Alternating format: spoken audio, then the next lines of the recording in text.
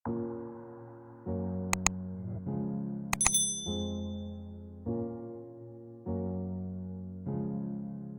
Education centre পক্ষ থেকে সবাইকে স্বাগতম। আজকে আমরা ট্রান্সফরমেশন অফ সেন্টেন্স এর পার্ট 5 নিয়ে আলোচনা করব। তো আজকের আলোচনার মূল বিষয়বস্তু হবে অ্যাসার্টিভ সেন্টেন্সকে কিভাবে ইন্টারোগেটিভ সেন্টেন্সে রূপান্তরিত করা যায়। যেরকম অ্যাসার্টিভ সেন্টেন্স বলতে আমরা কি বুঝি? অ্যাসার্টিভ সেন্টেন্স বলতে বুঝি কোনো বিবৃতিমূলক বাক্য। বিবৃতিমূলক বাক্য কি কোনো কিছু বর্ণনা করতেছে। অ্যাসার্টিভ সেন্টেন্স আবার দুই ধরনের হয়, একটা হচ্ছে হ্যাঁ বোধক, একটা হচ্ছে কি না বোধক। আর ইন্টারোগেটিভ সেন্টেন্স বলতে আমরা কি বুঝি? যখন কোনো সেন্টেন্সের শেষে জিজ্ঞাসা চিহ্ন বা কোশ্চিন মার্ক থাকে তখন সেটাকে বলে কি ইন্টারোগেটিভ সেন্টেন্স। তো অ্যাসার্টিভ সেন্টেন্স থেকে ইন্টারোগেটিভ সেন্টেন্সে পরিবর্তন করতে গেলে তিনটে রুলস আমাদের মেনটেন করতে হবে। এই তিনটা রুলস, প্রথম কথা হচ্ছে main meaning of the sentence remains unchange, মানে সেন্টেন্সটার প্রথম এবং প্রধান যে অর্থটা বোঝাচ্ছে, যে বিষয়বস্তু বোঝাচ্ছে, সেটা হচ্ছে একই ধরনের থাকতে হবে। সেটা অ্যাসার্টিভেই থাক, সেটাকে ইন্টারোগেটিভেই কনভার্ট করা হোক না কেন। তো এখন মূল বিষয়টা একই রকম থাকবে। তারপরে কি necessary to add helping verb, তার মানে কি এতে অবশ্যই অক্সিলারি ভার্ব কিংবা হেল্পিং ভার্ব যুক্ত করতে হবে। আর একটা বিষয় হচ্ছে কি, যদি এস থাকে তাহলে নো ফর্মে, আর যদি নো থাকে তাহলে পরে সেটাকে ইয়েস ফর্মে রূপান্তর করতে হবে। অর্থাৎ অ্যাসার্টিভ সেন্টেন্স যদি হ্যাঁ বোধক থাকে, নেগেটিভ ইন্টারোগেটিভ করার সময় করতে হবে সেটা না বোধক। আবার অ্যাসার্টিভ সেন্টেন্স যদি না বোধক থাকে তাহলে ইন্টারোগেটিভ করার সময় অনেকটা নেগেটিভ ইন্টারোগেটিভ অর্থাৎ হ্যাঁ বোধক করতে হবে। এবং সেন্টেন্সের শেষে অবশ্যই কি থাকবে? কোশ্চিন মার্ক থাকবে। কখন? কোন সেন্টেন্সের শেষে? ইন্টারোগেটিভ সেন্টেন্সের শেষে। যেরকম একটা উদাহরণ দেখা যাক, যে I was sincere to my work, এটা কি অ্যাসার্টিভ। তো এখন যদি আমরা এটাকে ইন্টারোগেটিভ করি তাহলে পরে কী হবে? Was not I sincere to my work, তার মানে আমি কি আমার কাজে মনোযোগী ছিলাম না। তো এখন এখানে একটা লক্ষণীয় বিষয় হচ্ছে, এখানে কিন্তু অ্যাফার্মেটিভ হ্যাঁ বোধক ছিল। যখন আমরা ইন্টারোগেটিভ কিংবা কোশ্চিন মার্ক আনলাম তখন এখানে হয়ে গেল কি ওয়াজ নট, অর্থাৎ হয়ে গেল এটা কি না বোধক।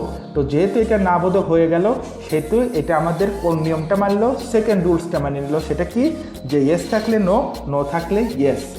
আচ্ছা, এবার আমরা একটু বিস্তারিত দেখে আসি। বিস্তারিত যদি আমরা দেখতে চাই তাহলে আমাদের কয়েকটা স্ট্রাকচার দেখতে হবে। প্রথম স্ট্রাকচার হচ্ছে অ্যাফার্মেটিভ অ্যাসার্টিভ থেকে ইন্টারোগেটিভ করার সময় যদি সেন্টেন্সটা থাকে অ্যাফার্মেটিভ ফর্মে, অর্থাৎ অ্যাসার্টিভ থেকে আমরা যখন এই ইন্টারোগেটিভে আনবো তখন সেন্টেন্সটা যদি হ্যাঁ বোধক থাকে এবং হ্যাঁ বোধক টু বি ভার্ব থাকে। আমরা জানি টু বি ভার্ব কি? অ্যাম, ইজ, আর, ওয়াজ, ওয়ার, এগুলো টু বি ভার্ব থাকে। তাহলে পরে এক্ষেত্রে পরিবর্তনটা কীরকম হবে? সেটা হচ্ছে প্রথমে টু বি ভার্ব বসবে, তারপরে একটা নট বসবে, যেহেতু অ্যাফার্মেটিভ মানে হ্যাঁ বোধক আছে, ইন্টারোগেটিভ করতে গেলে না বোধক করতে হবে, তারপরে সাবজেক্ট, তারপরে রিমেইনিং পার্ট অফ সেন্টেন্স মানে সেন্টেন্সের বাকি অংশ, এবং লাস্টে কি? প্রশ্নবোধক কোশ্চিন মার্ক। এটা দিতেই হবে ইন্টারোগেটিভ করতে গেলে। যেরকম he is absent from the meeting, এটা কি অ্যাসার্টিভ সেন্টেন্সে ছিল, তার মানে এটা একটা হ্যাঁ বোধক ছিল। এখন এটাকে যখন আমরা ইন্টারোগেটিভ করব তখন এখানে যুক্ত করতে হলো কি? নট। যেহেতু আমাদের নিয়ম কি?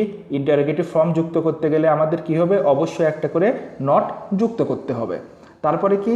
লজিক্যালি সাবজেক্ট বসার কথা। এই যে সাবজেক্ট হি বসলো, এই সাবজেক্টটা কোথায় পাইলাম? এই যে অ্যাসার্টিভের সাবজেক্ট হি ছিল। তারপরে কি? Remaining part of the sentence, সেন্টেন্সের পরের অংশ কি ছিল? অ্যাবসেন্ট ফ্রম দ্য মিটিং, তারপরের অংশ বসে গেল অ্যাবসেন্ট ফ্রম দ্য মিটিং। আর একটা উদাহরণ থেকে আমরা দেখে আসি, we can do the work, এটা কি আছে? অ্যাসার্টিভ ফর্মে আছে। যখন এটাকে ইন্টারোগেটিভ করব তখন কি? ফার্স্টে কি বসবে? To be verb. তো এখানে সাহায্যকারী ভার্বকে ক্যান, তার মানে ক্যান বসে গেল। তারপরে লজিক অনুযায়ী একটা নট বসার কথা, এই যে নট বসলো। তারপরে কি? রিমেইনিং পার্ট অফ সেন্টেন্স, অর্থাৎ সেন্টেন্সের বাকি অংশ ডু দ্য ওয়ার্ক, এই যে বসে গেল কি? Do the work. এবার আমরা আর একটা স্ট্রাকচার থেকে দেখে আসবো। সেটা হচ্ছে কি? যদি নেগেটিভ টাইপ টু বি থাকে, অর্থাৎ নেগেটিভ টাইপ যদি অক্সিলারি ভার্ব হিসাবে টু বি ভার্ব থাকে, যেরকম আমি, যার, ওয়াজ, ওয়ার, সেক্ষেত্রে আমাদের চেঞ্জ করতে গেলে অর্থাৎ অ্যাসার্টিভ থেকে ইন্টারোগেটিভ করতে গেলে কি করতে হবে? শুধুমাত্র এই টু বি ভার্বটা বসাতে হবে এবং ওই যে যেটা নট ছিল নটটা বাদ হয়ে যাবে। যেরকম he is not a good student, এটা কোন ফর্মেটে আছে? এটা আছে এই যে এই নেগেটিভ ফর্মেটে। তার মানে এটাকে যখন ইন্টারোগেটিভ করব তার মানে কি না বোধক আছে, তৈরি করতে হবে হ্যাঁ বোধক। আর হ্যাঁ বোধক তৈরি করতে গেলে কি করতে হবে, এই যে নট, এই নটটা কিন্তু তুলে দিতে হবে। তার মানে কি ইন্টারোগেটিভে এই নটটা থাকবে না।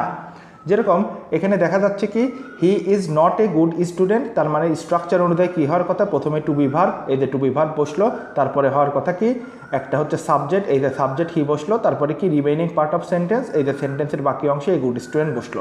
আর একটা উদাহরণ থেকে আমরা দেখে আসি, রহিম ওয়াজ নট ইরেসপন্সিবল, তার মানে রহিম ইরেসপন্সিবল ছিল না, তার মানে এখানে আছে কি না বোধকে আছে। তার মানে ইন্টারোগেটিভ করতে গেলে আমাদের কি করতে হবে, প্রথমে হ্যাঁ বোধক আনতে হবে, তার মানে এই নটটা বাদ দিতে হবে। এই যে ইন্টারোগেটিভ ফর্মেটে কোনো নট নাই, আর নিয়ম অনুযায়ী কি বসার কথা, প্রথমে টু বি ভার্ব বসার কথা, এখানে টু বি ভার্বকে ওয়াজ, সেই টু বি ভার্বে যে ওয়াজ বসলো, তারপরে কি নিয়ম অনুযায়ী কি বসার উচিত, সাবজেক্ট, এই যে নিয়ম অনুযায়ী সাবজেক্ট রহিম বসলো, এই সাবজেক্টটা কই থেকে আইছে, এই যে রহিম একটা সাবজেক্ট আছে, তারপরে কি সেন্টেন্সের বাকি অংশ অর্থাৎ ইরেসপন্সিবল বসলো।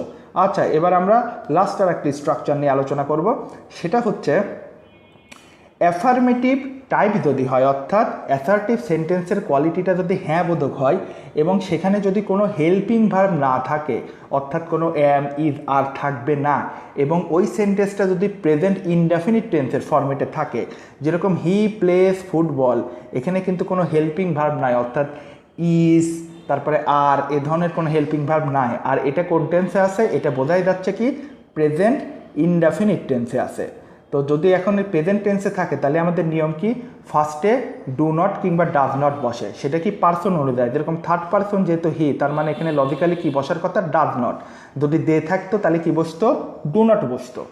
তারপরে কি সাবজেক্ট বসার কথা, এখানে সাবজেক্টকে, সাবজেক্ট যেহেতু হি, তার মানে কি এখানে সাবজেক্ট বসে গেল হি। তারপরে মেইন ভার্বটা কি, এই যে এখানে প্লে, তার মানে এখানে যেহেতু ডাজ বসাইছে প্রথমে, সেজন্য এই জায়গায় বসে গেল কি শুধু প্লে বসলো, ডাজ বসলে এস বাই এস উঠে যায়। তারপরে কি রিমেইনিং পার্ট অফ সেন্টেন্স এবং জিজ্ঞাসার চিহ্ন, এই যে সেন্টেন্সের বাকি অংশ ফুটবল, এই যে সেন্টেন্সের বাকি অংশ ফুটবল বসে গেল। এখন আমরা একটা উদাহরণ থেকে দেখি, দে প্লে ফুটবল। তো দে প্লে ফুটবলটা আসলে কোন ফর্মেটে দেওয়া আছে, এটা দেওয়া আছে কি অ্যাফার্মেটিভ, অর্থাৎ হ্যাঁ বোধকে দেওয়া আছে, এবং এখানে কোনো অক্সিলারি কিংবা সাহায্যকারী ভার্ব নাই। তার মানে নিয়ম অনুযায়ী কি প্রথমে ডাজ নট বসলো, ডাজ নট, তারপরে কি সাবজেক্ট, এই যে বসলো সাবজেক্ট, তারপরে কি একটা মেইন ভার্ব, এই যে মেইন ভার্ব প্লে, তারপরে কি রিমেইনিং পার্ট অফ সেন্টেন্স, এই যে রিমেইনিং পার্ট অফ সেন্টেন্স কী ছিল, এই ফুটবলটা ছিল, এই ফুটবলটা বসে গেল। এবার আমরা এই উদাহরণগুলো থেকে যেটা বুঝতে পারলাম, অ্যাসার্টিভ থেকে ইন্টারোগেটিভ করতে গেলে এই রুলসগুলো ফলো করতে হয়। ধন্যবাদ সবাইকে।